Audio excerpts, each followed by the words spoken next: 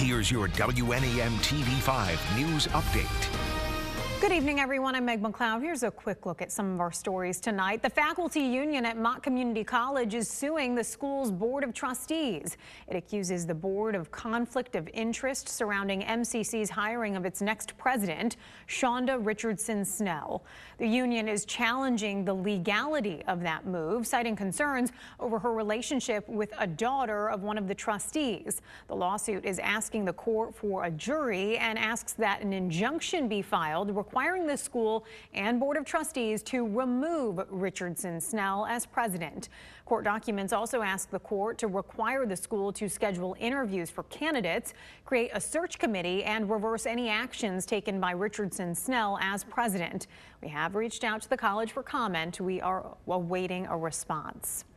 A new report says the city of Detroit is sinking, threatening its infrastructure. The study from Virginia Tech, published in the journal Nature Cities, used satellite-based radar to look at the land underneath the nation's most populated cities.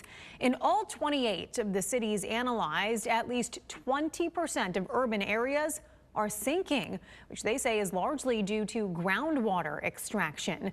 Detroit was included in the cities with the most widespread dropping at an estimated 1.7 millimeters a year.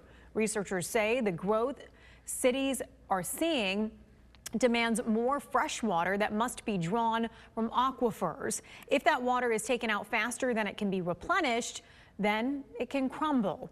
The study says Houston was the fastest sinking city, with 42% of its land area subsiding faster than 5 millimeters a year.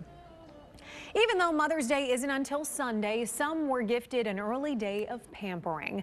The organization 1 in 6 Support hosted mothers of children with disabilities at Creative 360 in Midland today, offering self-care services, activities, community connection, and a day of relaxation. 1 in 6 Support's co-founder says it helps the moms feel seen, appreciated, and supported.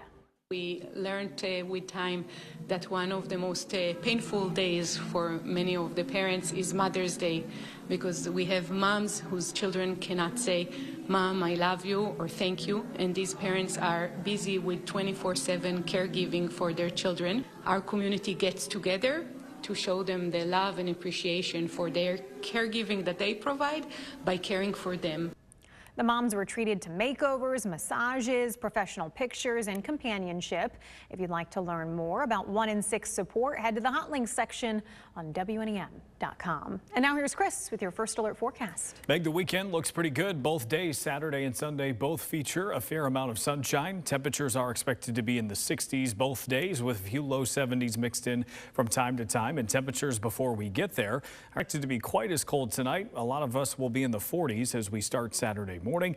There's a cold front to the north that will be dropping through tomorrow. Could it bring a few showers? I think it's possible, but I wouldn't necessarily expect anything widespread. I think the bigger impact from that front as it comes through is likely just going to be some extra cloud cover, and then once it's gone, we have plenty of sun for the rest of the day. High temperatures are expected to be in the 60s and 70s. Average is right around 66, so we're pretty close to that mark tomorrow.